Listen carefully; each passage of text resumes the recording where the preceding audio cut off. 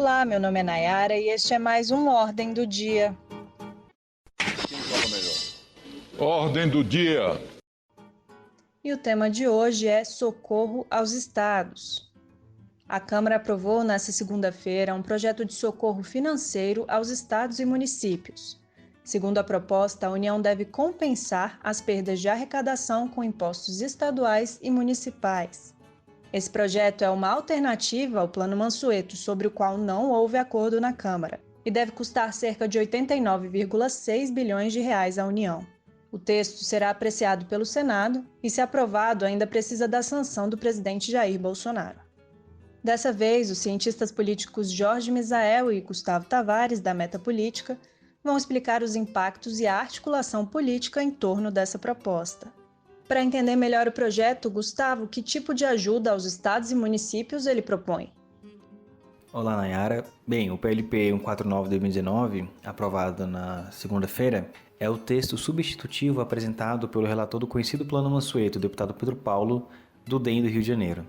O novo texto é muito mais simples que o original. Ele prevê que a União compense ainda neste ano a queda de arrecadação com ICMS e ISS em relação ao ano passado, ou seja, seria uma espécie de seguro-receita. ICMS, só para lembrar, é o Imposto de Circulação de Mercadorias e Serviços. É um tributo estadual, enquanto o ISS, Imposto sobre Serviços, é um tributo municipal. Portanto, segundo a proposta, cada ente federativo deve receber a compensação financeira correspondente aos impostos arrecadados. Como seria feita essa recomposição? O projeto prevê que o auxílio financeiro corresponderá à diferença nominal entre a arrecadação do ICMS e do ISS de cada estado, DF ou município deste ano e em relação ao anterior. Como a arrecadação de estados e municípios será menor por conta da pandemia, a diferença entre o que foi arrecadado em determinado mês do ano passado e o que foi arrecadado neste ano será recomposto pela União. Mas é importante destacar que esse cálculo considera apenas os meses de abril a setembro de cada ano. Então, suponhamos que a arrecadação do ICMS do estado de Minas Gerais em maio de 2019 tenha sido de 2,5 bilhões de reais e em abril deste ano seja 1 bilhão de reais. Ou seja, a diferença é de 1,5 bilhão. Essa diferença será repassada pela União para recompor essa perda. Quanto à distribuição desse recurso, a proposta é que 75% do montante referente ao ICMS seja entregue pela União diretamente aos estados e os 25% restantes sejam diretamente entregues aos municípios. Lembrando que os estados é que fazem essa diferença normalmente, as chamadas quota-partes do ICMS. Em toda a arrecadação estadual do ICMS, 25% deve ser distribuído entre os municípios, mas o projeto aprovado prevê que esse repasse seja feito diretamente pela União, para evitar qualquer dificuldade nesse repasse entre estados e municípios. Os recursos para compensar a queda do ISS, por sua vez, serão integralmente repassados aos municípios, já que é o imposto municipal, como falamos. A ressalva principal, e talvez o ponto mais importante dessa proposta, é que todos esses recursos devem ser aplicados exclusivamente em ações de combate à pandemia do coronavírus. Jorge, o Plano Mansueto, inicialmente, estabelecia algumas medidas de ajuste fiscal como contrapartida ao socorro da União. O substitutivo aprovado também exige contrapartidas? Olá, Nayara. Olá, Gustavo. Obrigado pelo convite. Muito bom estar aqui novamente. E foi exatamente isso que você disse aí na pergunta. O texto que foi aprovado, ele não colocou grandes contrapartidas, nem para estados e nem para municípios. E isso gerou bastante desconforto da equipe econômica. E o único ponto no sentido de restringir os gastos de estados e municípios é a proibição do aumento das despesas que não estiverem, melhor dizendo, relacionados diretamente com o enfrentamento da pandemia do Covid. O que o plano buscava, originalmente, na prática, era alterar a inclusão de estados no regime de recuperação fiscal, RRF, né? E esse regime dispõe sobre os instrumentos necessários para ajustar as contas dos estados que enfrentem graves desequilíbrios financeiros. E esse regime de recuperação fiscal foi criado no ano de 2017 pela Lei Complementar 159. E ele é visto como um complemento à Lei de Responsabilidade Fiscal. Portanto, o RRF, ou Regime de Recuperação Fiscal, é um instrumento que define os critérios para permitir que os estados reestruturem suas dívidas. E para que o estado tivesse a possibilidade de se adequar ao Regime de Recuperação Fiscal, o RRF, o texto original do Plano Mansueto exigia medidas de contenção fiscal, como você mencionou. Entre elas, por exemplo, reforma nos regimes previdenciários estaduais, a redução da isenção tributária e também o corte de benefícios dos servidores públicos estaduais. Mas nada disso agora é válido com o novo texto, que foi aprovado. A proposta agora se resume ao que o Gustavo explicou, uma compensação feita pela União das perdas no ICMS e do ISS entre 2019 e 2020. Então, essa medida vale para todos os estados e municípios?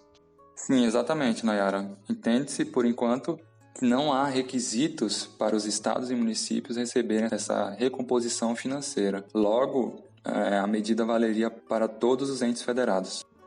A suspensão do pagamento de dívidas com a União era um recurso previsto no Plano Mansueto original que também sofreu alterações e foi simplificado. O que propõe o novo projeto? O PLP 149 prevê a suspensão do pagamento das dívidas dos estados e dos municípios com o BNDES e com a Caixa Econômica Federal até dezembro de 2020.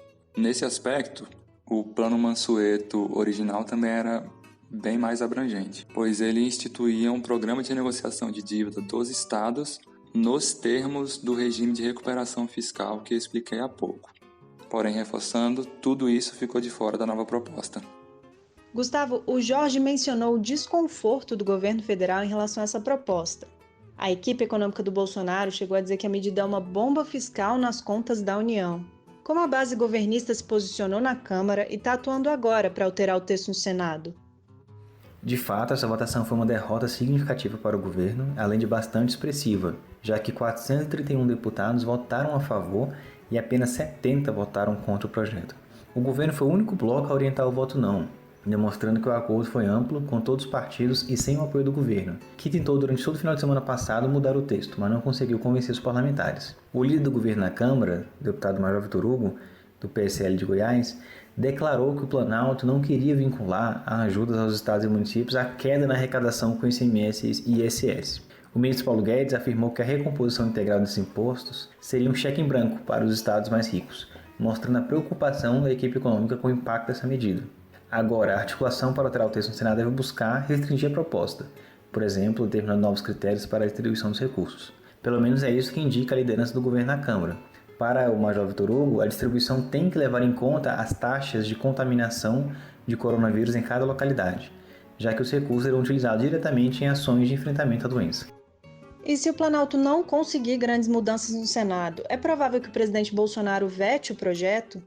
Considerando o apoio tão significativo que essa proposta teve na Câmara, quais seriam as consequências de um possível veto para a relação já desgastada entre o Executivo e o Legislativo? Então, Nayara, é difícil prever o desfecho desse projeto, né? Porque, como você mesmo falou, há muitos interesses e muito dinheiro envolvido em torno dessa matéria.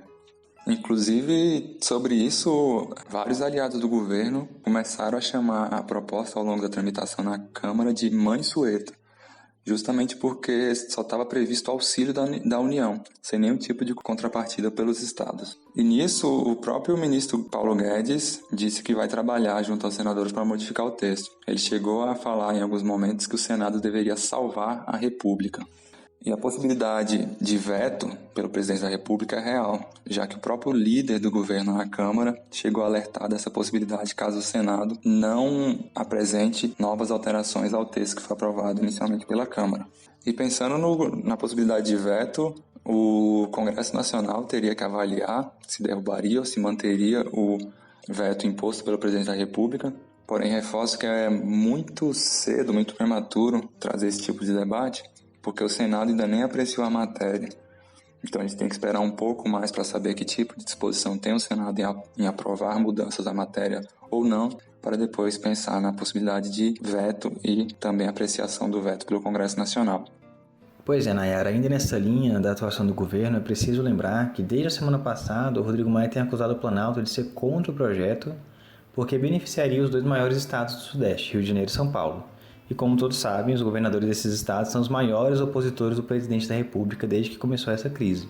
Então Maia disse que o governo é contra por essa razão, de natureza política. É importante lembrar que o governo já tinha publicado 2 semanas atrás a medida provisória 938, que garante justamente o apoio financeiro da União aos entes federativos que recebem recursos do Fundo de Participação de Estados, o FPE, e do Fundo de Participação dos Municípios, FPM. Segundo a medida provisória, esse apoio terá um custo de 16 bilhões de reais, e esse apoio seria somente até o mês de junho.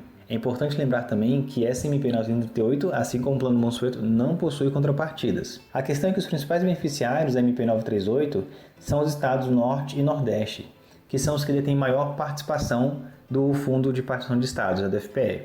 Só a título de exemplo sobre esse ponto, vale lembrar que neste ano de 2020, a participação no FPE de São Paulo e do DF seria em torno de 0,6%, enquanto a participação da Bahia é de 8,6%, de fato uma diferença muito grande. Então, assim, é claro que seria necessário uma medida que também atendesse aos estados do centro-sul do Brasil.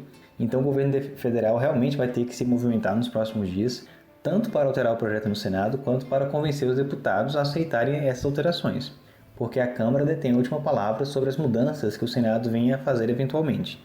Ou então o governo tem que se movimentar para editar uma nova medida provisória que se antecipe a esse projeto. Por falar nisso, o governo chegou a divulgar alguns dados depois da votação da Câmara de uma medida provisória que seria editada nos próximos dias, já como um projeto alternativo ao PLP 149. Mas, na visão do Maia, essa medida que ainda não chegou a ser editada, apenas os dados foram divulgados, não seria suficiente nem para 3 meses para sustentar os estados, sustentar as suas atividades, né? Mas, como o Jorge mencionou, a gente precisa esperar para ver como o Senado vai analisar a matéria. Poucos senadores se manifestaram até agora, então ainda tem muita coisa para acontecer nos próximos dias. Além disso, depois da votação na Câmara, o presidente Bolsonaro começou a se reunir com presidentes de diversos partidos do chamado Centrão. Quer dizer, é uma estratégia que precisamos observar para ver se isso vai aproximar a classe política do governo ou se o distanciamento permanecerá. Conforme a classificação do Tesouro Nacional, hoje no Brasil, os estados com pior capacidade de pagamento, nota D, são Rio de Janeiro, Rio Grande do Sul e Minas Gerais. Apenas o Espírito Santo tem nota A, 9 estados têm nota B e os demais nota C. Essas são informações do Boletim de Finanças dos Entes Subnacionais de 2019.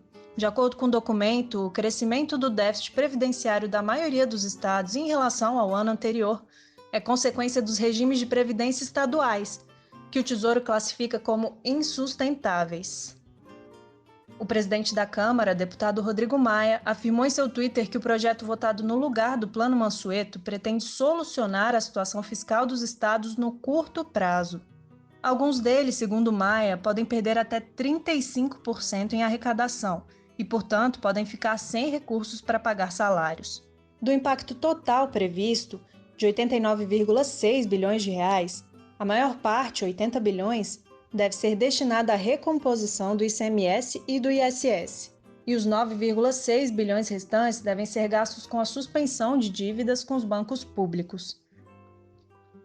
E esse foi mais um Ordem do Dia. Gustavo e Jorge, obrigada pela participação. Obrigado, Nayara, pelo convite e até a próxima. Obrigado, Nayara, e até a próxima. A você, obrigada pela audiência e até a próxima.